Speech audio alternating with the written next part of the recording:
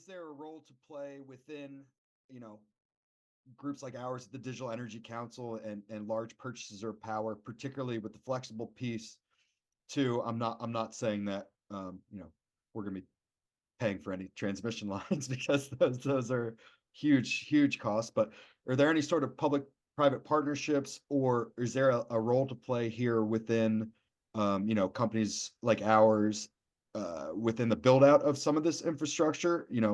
Maybe figuring out some creative PPAs or any creative ways to incorporate technology such as ours um, to this process. And then kind of another question I have to that is within these discussions, and I'm very, I know we are a brand new, a young emerging technology new to this piece where the traditional energy ecosystem is historically slow moving, to say the least.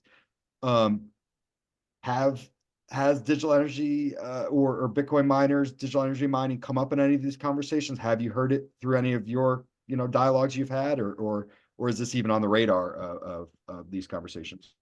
Yeah, no, it's a great question. I think there's a really important role that you guys can play, and I think it starts with education. I think there is kind of a lack of understanding of what role you guys play and the flexibility that you offer. And so, to the extent that I've heard about Bitcoin mining in the context of energy regulation and reliability, it happened in Texas this past summer.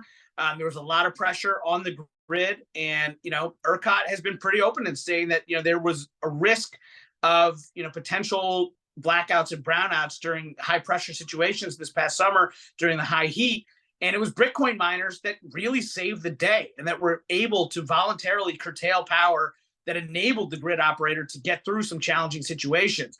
To me, that's a great example. And it was something that was a little bit eye-opening to policymakers and energy regulators.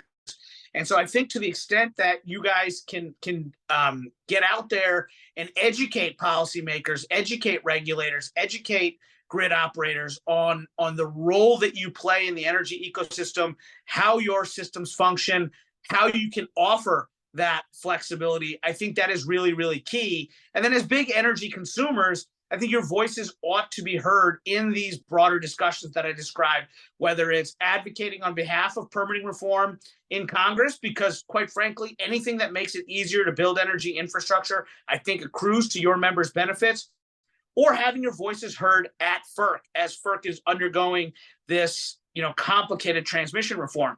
Having served at the commission, I can tell you FERC is not a legislative body. It is a quasi-judicial one. So we have to make decisions and determinations based on the established record before us so that it can withstand legal scrutiny. So if we don't have the appropriate content within a respective docket, we can't factor in different voices and strategies as we go about making these rulemakings and making these critical energy policy decisions.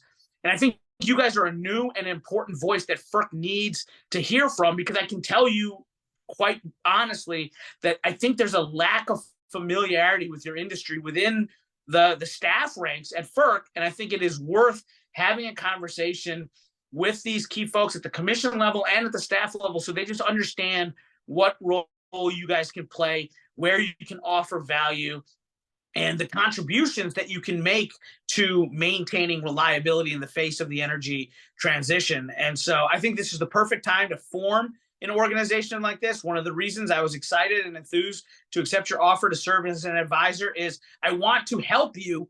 And doing this webinar is kind of the first step towards that in making sure that people in my sphere understand who you guys are, how much power you truly need, and what role you can play in this complicated process. I think it's